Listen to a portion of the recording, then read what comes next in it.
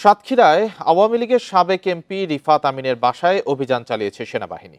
এ সময় রিফাত আমিনের ছোট ছেলে সাফায়েত সরওয়ার রুমনকে অস্ত্র ও মাদকসহ আটক করা হয়।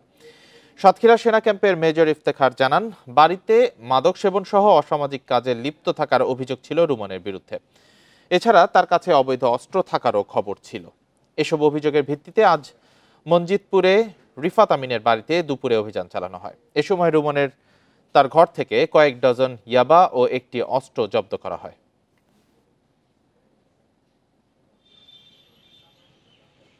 বান্ডেল থাকলে প্রতি সেনমানিতে টাকা বাঁচবে। বিকাশ সেনমানি বান্ডেল কিনে জিতুন প্রতি লেনদেনে।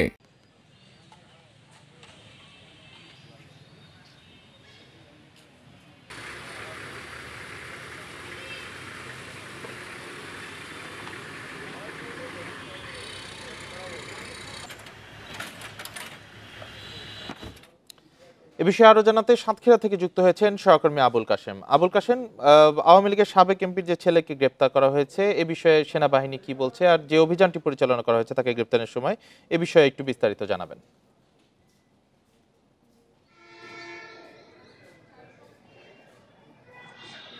প্রথমত আমরা বলে রাখি, আসলে এখনো সেনাবাহিনীর যে এখানে ক্যাম্প রয়েছে, এই ক্যাম্পে সেনাবাহিনীর সদস্যরা ব্রিফিং করছিলেন। সেখানকার যে মেজর তিনি ব্রিফিং করছিলেন, তার আগেই যদিও আমরা এই লাইভে এসে দাঁড়িয়ে আছি। তবে যখন অভিযান শুরু হয় তখন ঘটনাস্থলে আসলে আমরা ছিলাম। সে সময় সেনাবাহিনীর মেজরকে প্রশ্ন করা হয়েছিল যে আসলে তার বিরুদ্ধে কি অভিযোগ আর আপনারা অভিযানের সময় কি কি পেলেন।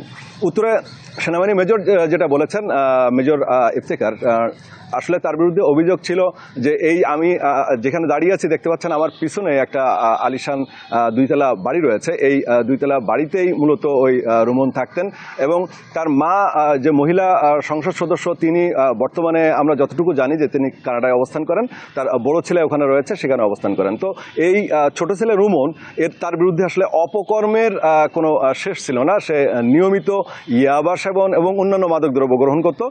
বন্ধুদেরকে নিয়ে এই বাড়িতেই সে জলসা বসাতো। এ ধরনের বহু অভিযোগ তার বিরুদ্ধে ছিল এবং যে অস্ত্রের কথাটা বলা হচ্ছে, আসলে এটা আমরা নিশ্চিত হয়েছি এটি আসলে উন্নত মানের একটি ইয়ার গান। সুতরাং অস্ত্র সহজে আটক করা হয়েছে। সেই ইয়ার গানের যে আসলে ইয়ার গান হলেও সেটি যে পদ্ধতিতে ব্যবহার করার কথা সেটি আসলে তিনি করতেন না, সেই কারণে সেই ইয়ার গানটাও জব্দ দেখানো হয়েছে। এছাড়া তার কাছ থেকে উদ্ধার করা হয়েছে মাদক, অর্থাৎ ইয়াবা, কয়েক ডজন ইয়াবা উদ্ধার করা হয়েছে। নিয়মিত সন্ধ্যার পরে আমাদের কাছে যে খবর ছিল, সে খবর হলো এরকম যে সে ওখানে ইয়াবা সেবন সহ অন্যান্য যে সমস্ত অসামাজিক কার্যকলাপ, সে সমস্ত অসামাজিক কার্যকলাপে তিনি জড়িত ছিলেন। সেনাবাহিনী গোপন সংবাদের ভিত্তিতে আসলে তার যখন এসে তাকে ধরার জন্য অভিযান চালায়, তখন তিনি কিন্তু ওই দোতলা থেকে লাফ দিয়ে পালিয়ে যাওয়ার চেষ্টা করছিলেন।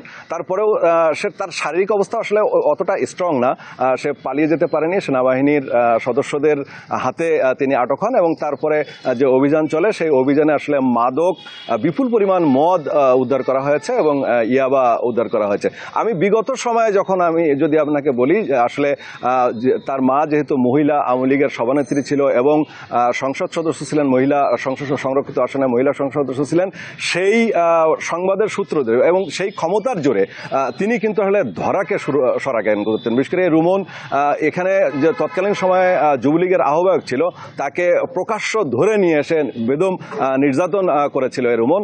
এছাড়া যাকে তাকে একেবারেই দেখা গেছে মারধর করা, নির্যাতন করা এবং এমনকি প্রাইভেট চালিয়ে অনেককেই আঘাত করার পর্যন্ত অভিযোগ তার বিরুদ্ধে রয়েছে।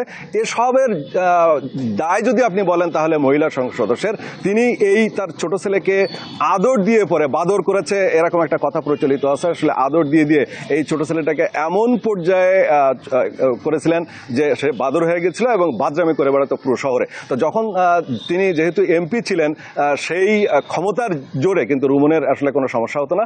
পরবর্তীতে আমরা দেখেছি যখন মহিলা সংসদ সদস্য তিনি কানাডায় রয়েছেন, এখানে আসলে রুমনের কেউ নেই, তার বাবা মারা গিয়েছে। তো এই পরিপ্রেক্ষিতে তার আসলে ওই জমি বিক্রি করে এই ধরনের অপকর্ম করা ছাড়া তার কোনো কাজ নেই। আজকে সর্বশেষ সেনাবাহিনীর হাতে আটক হয়েছে এবং তাকে অচিরেই থানায় সোপর্দ করা হবে এবং নির্ধারিত ধারায় মামলা করা হবে বলে আমরা সেনাবাহিনীর সূত্রে জানতে পেরেছি। এই ছিল সাতক্ষীরা থেকে সর্বশেষ। সাতক্ষীরা থেকে সেনাবাহিনীর অভিযানে সাবেক এমপি পুত্র আটকের বিষয়ে জানাচ্ছিলেন সহকর্মী আবুল কাশেম।